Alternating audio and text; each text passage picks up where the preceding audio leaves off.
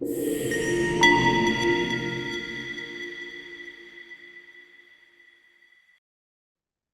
I'm Sue Romanoff from Edison Group. Today I'm joined by Craig Gulliford, CEO of Creo Medical. Creo Medical develops minimally invasive surgical tools with proprietary technology to optimize outcomes. Hello, Craig. Hey there, how are you doing? Great. So congratulations on your recent Speedboat Interject CE mark for upper GI procedures in Europe. Could you elaborate on the potential implications of this development?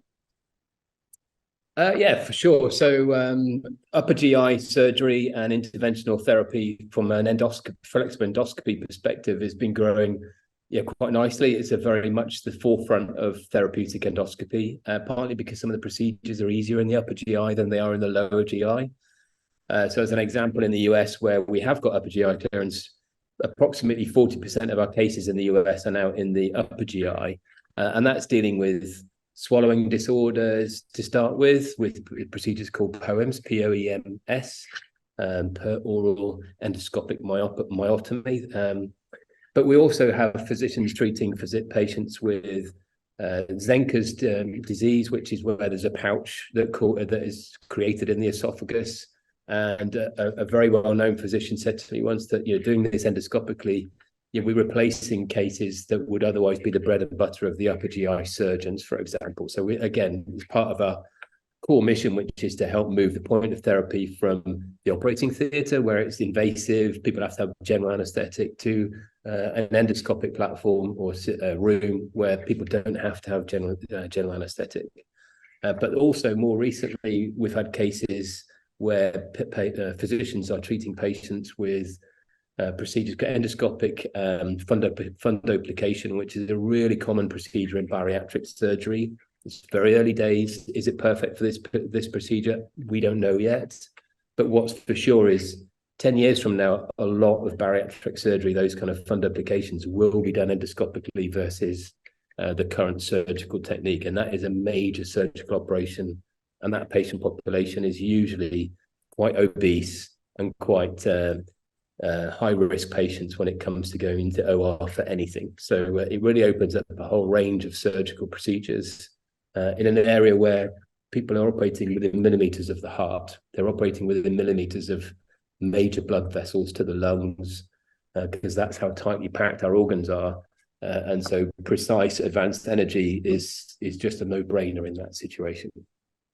Great, that's great. So given the current focus on commercialization, maybe you could provide context on the conversion rates that you've been seeing in your Pioneer training program. So our stick rate, as we would call it, is in excess of 90% at the moment. So we've had some physicians who've been trained who are lower users because they weren't unable to access endoscopes with a large enough working channel for the original Speedboat device. So our focus in the first half of this year, having launched the new device, which has greater compatibility with 3.2 millimeter working channels, for example. So we've been very keen to look at those physicians, see whether their usage rate goes up, and it has, which is very encouraging news. And it's also opening up new centres where you've got specialist centres that might do upper and lower GI procedures. But I think a great example would be, we had some press recently about an NHS trust in Oldham in the northwest of England, where they adopted the technology across all of their lower GI endoscopy suites. And in the last few weeks, they've ramped straight up and the high end of our usage scale. But what we know is from the feedback from the facility is, as soon as we get the upper GI clearance, which we now have, they're likely to expand the service to include the upper GI rooms within that hospital. So all of that starts to increase our utilization on a hospital by hospital basis. So incrementally just adding the utilization per user or per customer. And we've adapted the Pioneer program specifically to target the adaptation of the technique to use it within the upper GI, which is a minimal change. And it's in many ways, it's easier to adopt than perhaps in the lower GI cases that we've been working on to date.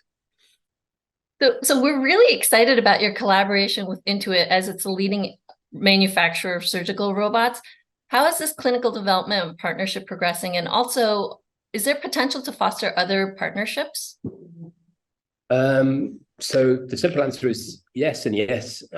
So if I look at the business and where we were when we went public on the public markets, essentially at the beginning of 2017, we are where we expected to be with our speedboat and Chroma system in terms of the commercial rollout, with the exception of a gap of about 18 months to 2 years with the pandemic, which was obvious. But during that time, what I said to the team was, let's focus on the things that we can do something about and not worry about the things that we can't do. And one of those things was really looking at how we just move some of the technology along that really opens up what was always a vision of ours or of mine, to find ways to exploit our intellectual property in other ways without it being a huge burden for our business. And that's really what's enabled us to respond to the inbound inquiries essentially that came from both CMR and from Intuitive Surgical, both huge brands in the emerging field of robotic surgery. So we've got the first deal was signed with CMR. The second one was with Intuitive. We're adapting that product to work with one of their platforms. That's going well. But obviously with medical devices, there's compatibility statements and so on that have to be verified and put into the labeling, which takes a little bit of time. But the first clinical studies that we're starting to support that program have already started. So we're really excited about what comes next. But we're also going to be careful. We're not going to rush into this. This is dealing with patients that are, we have to prove safety first before we can move on to the more prophylactic earlier stage ablations of tissue further down the line. But as to whether this is something that we could utilize and foster other partnerships, then 100% yes. We've got multiple partnership opportunities that we're looking at. And we've made great strides with the generator platform so that essentially we create a developer ecosystem. So that's either with deep commercial partnerships like we have with Intuitive, or it could be more arm's length partnerships with companies where they might fund or pay for the equipment to develop their technology to connect into our system. But obviously without the commercial arrangements, then we wouldn't enable the software on the system to make it work. So we're starting to, and we expect in the next 12 months to be announcing, some of those early stage deals such as that might be really exciting for expanding our usage rate and also expanding the product range that we have utilizing our system. That's great. So earlier this summer, UK NICE selected to assess Speedboat Interject for lower GI lesions. Are there any updates you can provide on this regard? So I can't go into too many specifics other than there's a program of work that this selection process has to go through. It's already been pre-assessed in terms of what they expect to see in order for us to be selected on the program, which also means that it selects everybody else out from any potential to go down this pathway whilst we're underway. And so what we have to do is help NICE go through their due diligence to make sure that what they pre-assessed is validated as part of the program. So we expect that to be a few months' work, but the outcome could be quite significant for us in terms of the NICE guidelines that might go with this and so on. But that's just work in progress, but things are going well. Okay. So we've also seen several updates on procedures conducted in the Asia Pacific regions. Could you help us understand your go-to market strategy in this region? Yeah, no problem. So we have a great chap, Tom Kwan, who's running the APAC region for us.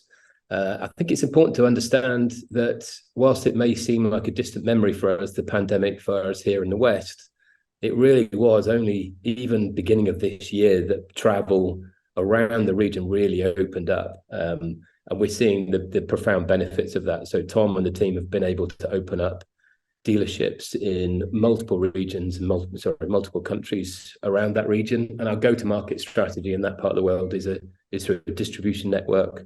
So we have a skeleton staff in the Asia Pacific region supporting those dealers, and we either have a single dealer per country, or in larger countries like India, we have more than one dealer supporting some of those centers of excellence that we've already got set up. And we've had some terrific results. We've trained quite a startling number of physicians in Thailand, for example, which was the first country to open up with registrations with our product. So as we go through each of the dealers, we're systematically going through the registration process of the product range in each of those countries. So expect to see more of that as time goes on. So what are the key milestones and catalysts that investors should look for in the next 12 to 18 months? I think in the next 12 to 18 months, we should definitely see traction when it comes to our commercial progress. In the first quarter of this year, we did the same amount of core Creo product revenue as we did in the whole of the second half of last year. In the first half of this year, we've done double. We've equaled the amount of revenue that we did in the entire year for last year with our product. So we expect to see those big gains in terms of revenue growth. Predicting exactly where they're going to land, from one quarter to the next is obviously difficult at this stage in the curve. But what we expect to see is just those handfuls of gains in terms of the traction that we have in the market as the Pioneer program rolls out. In support of that, we expect the release of the next generation of Speedboat again, which will be the ultra slim device, which is basically as small as it will ever need to be. And we've got the technology to the point where it doesn't need to go any smaller, but we can make it even smaller than when it was originally designed. We expect a whole range of other bipolar and advanced energy devices to be compatible with the system, partly through our Kamaptive licensing partners network over the next 18 months, as well as our own derivatives that will be starting to increase the case volumes, either whether that's with the ablation products, microblade, or with the spider blade range of products that will start to fit together with that. I think the other thing that I'd probably mention as well is with the acquisition of Albyn Medical, which is now fully integrated into the business. We're now labeled and branded to sell many of those products that we sold in Europe. We've now launched in the US, so we're starting to see revenues come through from the US, which is a really good complementary range of products with the core advanced energy range.